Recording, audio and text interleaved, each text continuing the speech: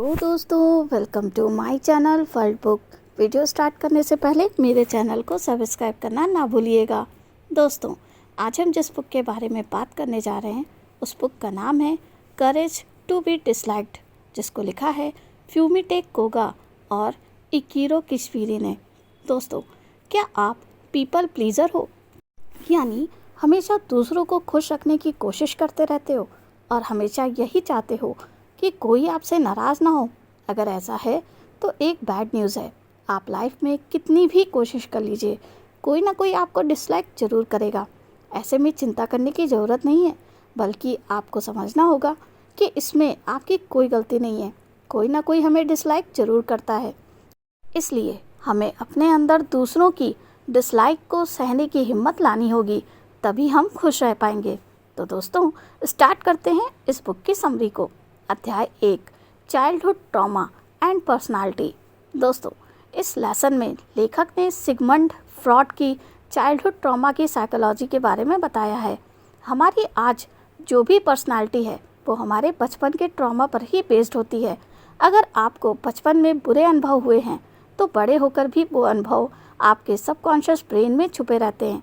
जैसे अगर आपको बात बात पर टोका गया होगा तो बड़े होकर आप इनिशिएटिव लेने वाले इंसान नहीं बन पाओगे, क्योंकि आपको अंदर से डर होगा कि इससे लोग आपको क्रिटिसाइज़ करेंगे। इसी तरह अगर स्कूल में टीचर्स ने कहा होगा कि तुम टफर हो और लाइफ में कभी आगे नहीं बढ़ोगे, तो ये बात भी आपके मन में बैठ जाती है और आप एक पेसिमिस्ट अर्थात निराशावादी इंसान बन जाते हैं। आप सिर्फ छोटी मोटी जॉब से ही संतुष्ट हो जाओगे और लाइफ में कुछ भी बड़ा करने का नहीं सोचोगे। इसलिए लेखक ने कहा है कि आप अपने चाइल्डहुड ट्रॉमा से निजात पाने की कोशिश कीजिए। इसके लिए आपको अपने सबकॉन्शियस को पॉजिटिव अफर्मेशंस देनी होंगी। आप रोज़ सोने से पहले ये स्टेटमेंट्स बोले। नंबर 1, पास्ट हमारे फ्यूचर को डिसाइड नहीं करता। कल जो होना है वो मेरे एक्शन पर डिपेंड करेगा। दूसरा, मैं जैसा भी हूँ अच्छा हूँ। हर इंसान गलती करता है और गलती से ही सीखता है। परफेक्ट तो कोई नहीं होता। तीसरा, मैं हर दिन अपने गोल की तरफ स्टेप लूँगा और एक दिन सक्सेस पाकर रहूँगा। इस तरह हर दिन बोलने से आपका सबकॉन्शियस ब्रेन बचपन के एक्सपीरियंस की जगह नई थॉट प्रोसेस बना लेगा और आपकी पर्सनालिटी ऑप्टिमिस्टिक अर्थात आशावादी हो जाएगी। अध्याय 2, डोंट हेट योरसेल्फ। दोस्तों, कई बार लोगों में हीन भावना भर जाती है और वे खुद को हेट करने लगते हैं। ऐसा 2 कारणों से होता है। या तो आप खुद को बहुत ज़्यादा क्रिटिसाइज़ करते हो या दूसरे आपको क्रिटिसाइज़ करते हो। तो इन दोनों ही बातों को बदल दीजिए। अगर आप कोई काम नहीं कर पा रहे हो तो इसके लिए खुद को क्रिटिसाइज़ ना करें। सबसे पहले तो छोटे गोल बनाएं। ऐसा गोल बनाएं जो आपकी पहुंच से बाहर ना हो। फिर उन गोल्स को छोटे हिस्सों में बांट लें। एक टाइम पर एक हिस्से को निपटाने की कोशिश करें। इस तरह से आप हर गोल को अचीव कर लोगे। अगर शुरू में छोटे गोल्स अचीव कर लोगे तो इससे आपको खुद भी मोटिवेशन मिलेगी और फिर आप बड़े गोल्स भी अचीव कर पाओगे। अगर दूसरे आपको क्रिटिसाइज़ करते हैं तो सबसे पहले देखिए कि क्या आपने कोई गलती की है। अगर सच में आपकी गलती है तो अपोलाइज कीजिए और उस गलती को सुधार लीजिए। अगर कोई काम आपको नहीं आता है तो उसे सीख लीजिए। इसे तरह दूसरे आपको क्रिटिसाइज़ नहीं करेंगे, लेकिन फिर भी अगर कोई बिना कारण आपकी निंदा करता है तो उसे मन में माफ़ कर दीजिए, ये सोचकर कि वह एक छोटी सोच वाला आदमी है। अध्याय 3, अनहेल्दी कंपटीशन इज़ बैड। दोस्तों, आजकल समाज में बहुत सारा कंपटीशन है। हर कोई खुद को दूसरे से आगे देखना चाहता है। इसका नतीजा बहुत से लोग स्ट्रेस में जीने लगते हैं। उन्हें दूसरों की तरक्की से ईर्ष्या भी होती है, लेकिन ये माइंडसेट आदमी को बीमार कर देता है और उसकी खुशी भी छीन लेता है। स्ट्रेस होने से हमारी बॉडी में एड्रेनालाइन और कॉर्टिसोल जैसे हार्मोन निकलते रखते हैं। इनकी वजह से हमारा ब्लड प्रेशर बढ़ जाता है। ब्लड प्रेशर बढ़ने से बहुत सी बीमारियां लग जाती हैं, जैसे हार्ट बीट तेज़ हो जाना, इंसोमिनिया, जल्दी बुढ़ापा आना, kidney failure, digestion problem, heart attack इत्यादि। अगर कंपटीशन की भावना से ये सब मिल रहा है, फिर ऐसा कंपटीशन किस काम का। इसलिए आज ही अपनी सोच बदलिए। सबसे पहले अपने अंदर ग्रैटिट्यूड की भावना लाइए। इस ब्रह्मांड या गॉड का धन्यवाद दीजिए जिसने आपको इतना कुछ दिया है। अगर हाथ पैर भी सही सलामत हैं तो इसके लिए ग्रैटिट्यूड व्यक्त कीजिए, क्योंकि बहुत से लोगों के नहीं हैं। सिर पर छत है, खाने को भोजन है, करने को जॉब है, तो रोज़ रात को सोने से पहले और सुबह उठकर ईश्वर का धन्यवाद करें। सिर्फ थैंक यू बोलने से ही आपका दिल खुशी से भर जाएगा, क्योंकि आपके मन को लगेगा कि आपके पास सब कुछ है। तो इसे प्रेयर की तरह रोज़ बोलें। इसके साथ ही सिर्फ अपना काम कीजिए, दूसरों से कंपटीशन की भावना को निकाल दीजिए, तभी खुश रह पाएंगे। अध्याय 4, रॉन्ग थिंकिंग। दोस्तों, हमारी बहुत सी प्रॉब्लम्स हमारी गलत सोच का नतीजा होती हैं। वास्तव में वे प्रॉब्लम्स होती ही नहीं हैं। जैसे कुछ लोग सोचते हैं काश उनकी हाइट और ज़्यादा होती तो बहुत अच्छा होता, शायद उन्हें अच्छा पार्टनर मिलता, लेकिन इसमें कोई सच्चाई नहीं है। अच्छा बुरा आदमी एटीट्यूड से होता है, ना कि हाइट से। ऐसे ही कुछ लोग सोचते हैं कि अगर उन्हें ज़्यादा सैलरी मिलती तो शायद उनकी लाइफ ज़्यादा खुश होती, मगर इस बात में भी कोई सच्चाई नहीं है। आपने देखा होगा, जिसके पास जितना पैसा होता है वो उतना ही लालची हो जाता है, उसे कभी संतुष्टि नहीं होती। इसलिए इस तरह की सोच से दूर रहें। अध्याय 5, डूइंग मिस्टेक्स इज़ ओके। बहुत से लोग सोचते हैं कि अगर वे अपनी गलती मान लेंगे तो शायद लोग उन्हें स्टूपिड समझेंगे, इसलिए वे गलती नहीं मानते और झूठ बोलते रहते हैं।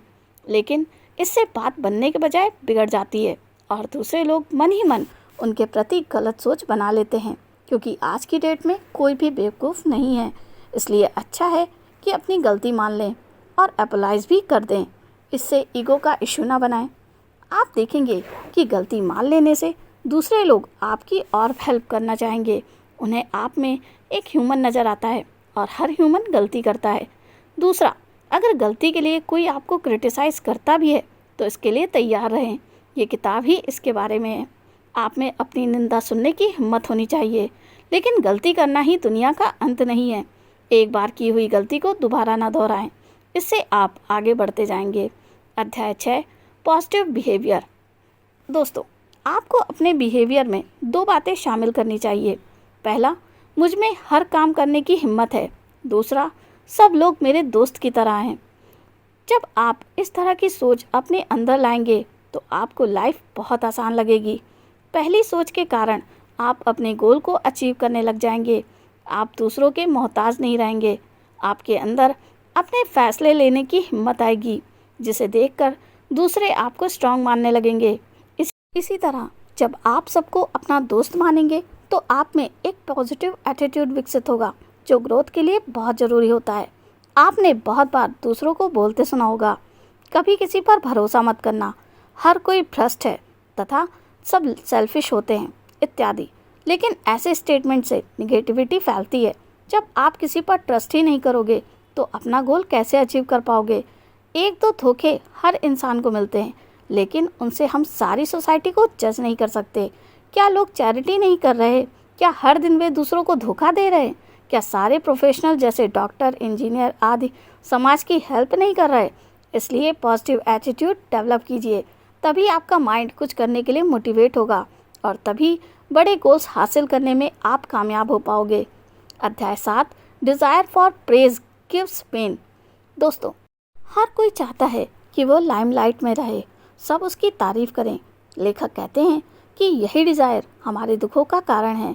जिस आदमी ने बिना तारीफ के काम करना सीख लिया, वही वास्तव में असली खुशी पाएगा। इसलिए हर हाल में संतुष्ट रहें। कोई आपके काम की तारीफ नहीं भी करता है तो भी निगेटिव ना हो जाएं। दूसरों की तारीफ सुनकर ईर्ष्या से ना भर जाएं, बल्कि बाहर नेचर में देखें। फूल, पक्षी, बादल, भंवरे सब अपनी दुनिया में मस्त हैं। अगर ये किसी दूर जंगल में होंगे तो कोई ना उन्हें देखेगा, ना ही उनकी तारीफ करेगा, लेकिन उन्हें इस सब से कोई फ़र्क नहीं पड़ता। वे लगातार अपना काम करते हैं और मन ही मन खुश और संतुष्ट रहते हैं। इसी तरह आप भी हमेशा खुश रहें। अपनी खुशी को दूसरों की मर्जी का गुलाम ना बनाएं।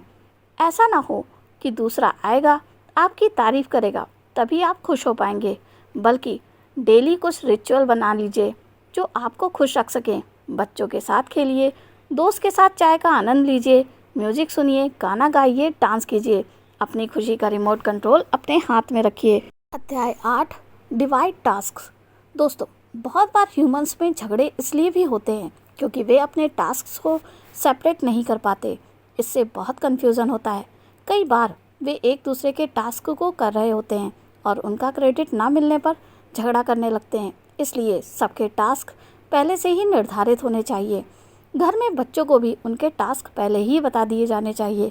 इससे बच्चे पूरी लगन से उन कामों को करेंगे। जैसे बेडरूम साफ़ करना हो तो ये पहले ही क्लियर कर दें कि किस बच्चे को कौन सी अलमारी साफ़ करनी होगी। ऐसे ही प्रोजेक्ट देते समय टीम मेंबर्स को क्लियर कर दें कि उनके स्पेसिफिक काम क्या हैं। लेखक ने कहा है कि जितने भी टास्क हैं उनमें प्यार और दोस्ती भरी होनी चाहिए। इससे वे आसानी से निपट जाएंगे और बोझ भी नहीं लगेंगे। अध्याय 9, अचीव रियल फ्रीडम। दोस्तों, हमें हमेशा दूसरों के द्वारा जज किए जाने का डर लगा रहता है। अच्छे मार्क्स नहीं आए तो लोग क्या कहेंगे, अच्छा कॉलेज या कोर्स नहीं लिया तो लोग क्या कहेंगे, अच्छी सैलरी वाली जॉब नहीं मिली तो लोग क्या कहेंगे, और सारी ज़िंदगी हम इसी डर की गुलामी करते रहते हैं। हम सही मायनों में रियल फ्रीडम एंजॉय ही नहीं कर पाते। बहुत से लोग बिजनेस नहीं लगाना चाहते क्योंकि वे सोचते हैं अगर डूब गया तो लोग हंसेंगे, और इसी कारण उन्हें कभी फाइनेंशियल फ्रीडम नहीं मिलती। सारी ज़िंदगी उन्हें पैसे की तंगी रहती है। इससे अच्छा है कि अगर लोगों की चिंता किए बिना अगर वे रिस्क लें तो बेहद अमीर भी बन सकते हैं। इसलिए दोस्तों, जैसे ही आप लोगों की जजमेंट की चिंता छोड़ दोगे उसी वक्त आपको रियल फ्रीडम मिल जाएगी और आपकी लाइफ भी खुशी से भर जाएगी। अध्याय 10, डोंट ओवरडू। दोस्तों, बहुत से लोग हर काम में अपनी टांग अड़ाते रहते हैं। उन्हें लगता है कि उनके बिना कोई भी काम ठीक से नहीं होगा। ऐसे ही घरों में कुछ लोग हर काम खुद देखना चाहते हैं। उन्हें लगता है कि इससे सब लोग उनकी तारीफ करेंगे, लेकिन इसके चक्कर में उनकी लाइफ एक स्लेव की तरह बन जाती है। लोग 2 मिनट के लिए उनकी तारीफ तो कर देते हैं, मगर इतने कामों में उलझे रहने के बाद ऐसे आदमी को खुद के लिए टाइम भी नहीं बचता। वह हमेशा प्रेशर में जीता रहता है और यहाँ तक कि उसका खाना पीना और सोना भी नहीं हो पाता। इसलिए खुद को इस सोच से मुक्त रखें। खुद को सेंट्रल पिलर ना मानें, बल्कि एक टीम की तरह काम करें। सबको उनका पार्ट करने दें। अध्याय 11, एक्सेप्ट योरसेल्फ। दोस्तों, खुद की कमियों को एक्सेप्ट करें और खुद से प्यार करना सीखें।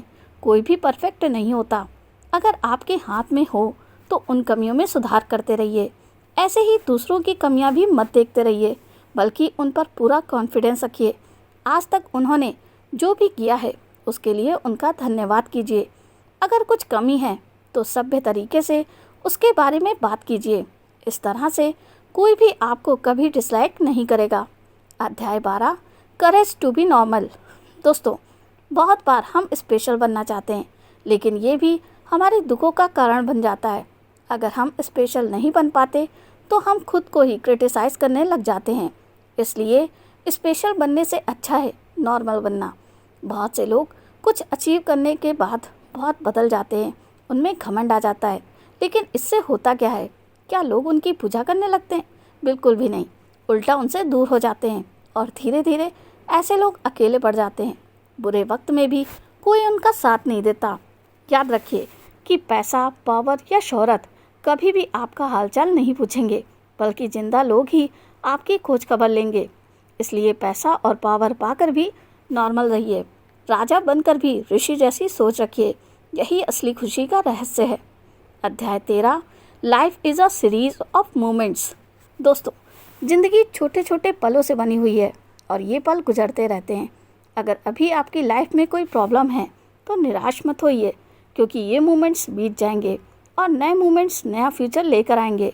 अगर किसी को बिजनेस में असफलता मिल गई हो तो ये नहीं सोचना चाहिए कि सारी ज़िंदगी ही बर्बाद हो गई, क्योंकि कुछ पल बर्बाद हो सकते हैं, सारी ज़िंदगी नहीं। थोड़ा समय गुजर जाने दीजिए और आप देखेंगे कि एक नए पल नई खुशखबरी लेकर आ गए हैं। कभी भी सर्दी का मौसम नहीं बना रहता, बल्कि गर्मी और बसंत भी आते हैं। इसलिए हर मौसम में खुश रहना सीखिए। इसके लिए खुद को अडॉप्ट कर लीजिए। तो दोस्तों, यहाँ पर मेरी ये बुक समरी समाप्त होती है। कमेंट करके ज़रूर बताइएगा आपको मेरी ये वीडियो समरी कैसी लगी, बढ़िया या बहुत बढ़िया। तो मिलते हैं नेक्स्ट वीडियो में। थैंक यू, धन्यवाद।